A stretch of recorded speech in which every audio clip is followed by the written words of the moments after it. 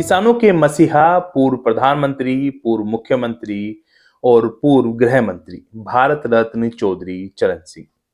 राजनीति में ऐसी शख्सियत विरले ही पैदा होती हैं। चौधरी चरण सिंह ऐसे नेता रहे जिनकी पाठशाला में देश के तमाम बड़े नेताओं ने राजनीति का क ख ग सीखा। चौधरी चरण सिंह से जुड़े तमाम किस्से हैं, वो इतने किस्से हैं कि उन पर जितना भी लिखा जाए वो ही कम है। चौधरी चरण सिंह की जयंती पर हम अपने इस वीडियो के माध्यम से दो महत्वपूर्ण और बेहद दिलचस्प किस्से आपके सामने प्रस्तुत करने वाले हैं।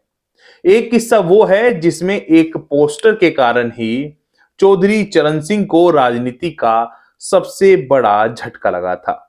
तो दूसरा किस्सा वो है जिसमें चौधरी चरण सिंह ने अजीत सिंह को लेकर मुलायम सिंह यादव को ही डांट दिया था।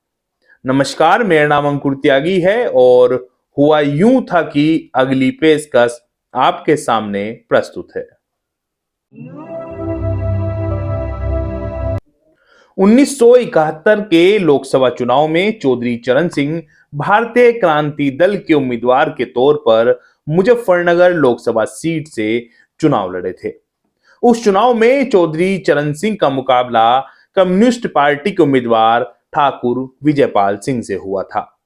ये चौधरी चरण सिंह का पहला लोकसभा का चुनाव भी था। कांग्रेस का सीपीआई को समर्थन था। चौधरी चरण सिंह के लिए यह मुकाबला बिल्कुल भी मुश्किल नहीं दिख रहा था, क्योंकि 1969 के उत्तर प्रदेश विधानसभा के चुनाव में मुजफ्फरनगर की सभी विधानसभा सीटों पर चौधरी चरण सिंह की पार्टी यानी कि भारतीय क्रांति दल के उम्मीदवारों ने जीत दर्ज की थी। लेकिन एक ऐसा टर्निंग पॉइंट आया कि चौधरी चरण सिंह का मजबूत चुनावी किला ताश के पत्तों की तरह ढह गया और चौधरी चरण सिंह की बड़ी हार हुई। अपने कुछ नेताओं का भीतरघात तो कारण था ही, लेकिन इससे बड़ा कारण एक और था जिसने चौधरी चरण सिंह की बड़ी हार में बहुत बड़ी भूमिका निभाई। दरअसल 1971 के लोकसभा चुनाव से पहले यानी कि 1969 में उत्तर प्रदेश में आम विधानसभा चुनाव हुए थे। कैराना विधानसभा सीट पर भारतीय क्रांति दल ने चंद्रभान को प्रत्याशी बनाया था, तो कांग्रेस ने शामली के पूर्व चेयरमैन सलेख चंद संगल को उम्मीदवार बनाया था। शामली क्षेत्र की राजनीति में दिग्गज नेता वीरेंद्र वर्मा और सलेख चंद संगल बड़े प्रतिद्वंदी थे। वीरेंद्र वर्मा तब भारतीय क्रांति दल में थे और चौधरी चरण सिंह के बेहद खास थे। कैराना ही नहीं बल्कि तब मुजफ्फरनगर जिले की सभी सीटों पर टिकट तय करने की जिम्मेदारी चौधरी चरण सिंह ने वीरेंद्र वर्मा को ही दी थी। मतदान के बाद 9 फरवरी 1969 में ऊन कस्बे में तत्कालीन कैराना विधानसभा के कांग्रेस प्रत्याशी और शामली नगर पालिका के पूर्व चेयरमैन सलेख चंद संगल की हत्या कर दी गई थी। सियासी रंजिश में हत्या कराने में एक दिग्गज नेता के भाई और उनके सहयोगियों का हाथ होने की बात उस वक्त चर्चाओं में रही थी। दिग्गज नेता उसी बिरादरी से ताल्लुक रखते थे जिससे चौधरी चरण सिंह यानी कि जाट बिरादरी से। कांग्रेस प्रत्याशी की हत्या के बाद भी चुनाव इसलिए स्थगित नहीं हुआ था क्योंकि हत्या मतदान के बाद हुई थी।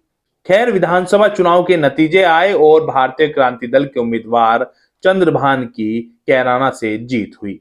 चंद्रभान को 47,244 और सलेख चंद को 27,291 वोट मिले थे। अब सीधे 1971 के लोकसभा चुनाव पर आते हैं। अंदर खाने चौधरी चरण सिंह के उस वक्त बेहद करीबी कहे जाने वाले लोग ही ठाकुर विजयपाल सिंह की मदद कर रहे थे। साथ ही रातों रात समूचे इलाके में पोस्टर चस्पा हो गए थे। उन पोस्टर पर सलेख चंद संगल की फोटो के साथ सिर्फ इतना लिखा था कि सलेख चंद का लहू पुकार रहा है। बताया जाता है कि ये पोस्टर दिल्ली के झंडेवालान स्थित एक प्रेस से छपकर आए थे। इस पोस्टर ने चुनाव को पूरी तरह बदल कर रख दिया था और पूरा चुनाव 35 बनाम 1 हो गया था, यानी कि 35 बिरादरी चौधरी चरण सिंह के खिलाफ एक हो गई थी। सीपीआई के उम्मीदवार ठाकुर विजयपाल सिंह को 2,03,193 और भारतीय क्रांति दल के उम्मीदवार चौधरी चरण सिंह को 1,52,914 वोट मिले थे और चौधरी चरण सिंह की 50,279 वोटों से पहले लोकसभा चुनाव में बड़ी हार हुई थी। अब बात करते हैं दूसरे किस्से की।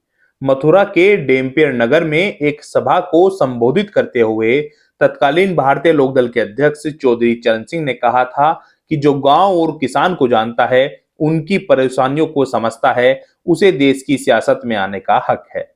लेकिन राजीव गांधी ने जहाज उड़ाए हैं, विदेश में पढ़े हैं, मेरा बेटा अजीत सिंह खुद विदेश में पढ़ा है, तो ऐसे लोगों के लिए सियासत में कोई जगह नहीं है।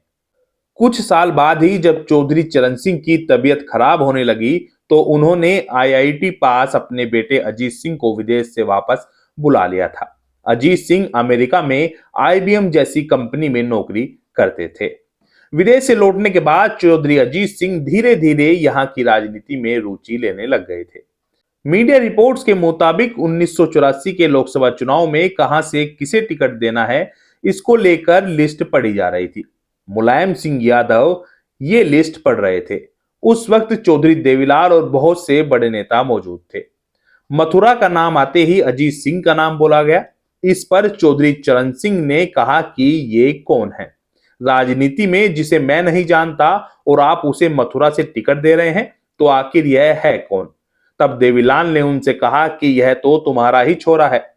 इस पर उन्होंने मुलायम सिंह को डांट लगाते हुए कहा, तू तो मेरे से राजनीति सीख रहा है, फिर तू कैसे परिवारवाद की बात कर सकता है, मुझे तुझसे ऐसी उम्मीद नहीं थी। और यह कहकर वो उस मीटिंग को छोड़कर चले गए और इस चुनाव में अजीत सिंह का टिकट भी नहीं हुआ था। हालांकि जब चौधरी चरण सिंह की तबीयत बेहद खराब रहने लगी थी, तो तब साल 1986 में चौधरी अजीत सिंह राज्यसभा भेजे गए थे। 23 दिसंबर 1902 को जन्मे चौधरी चरण सिंह का 29 मई 1987 को निधन हो गया था। उम्मीद करते हैं कि आपको हमारा यह एपिसोड पसंद आया होगा। हमारी यूट्यूब चैनल को सब्सक्राइब कीजिए, फेसबुक पेज को फॉलो कीजिए। आप अपने बहुमूल्य सुझाव हमें कमेंट कर दे सकते हैं। आप सभी का बहुत बहुत धन्यवाद।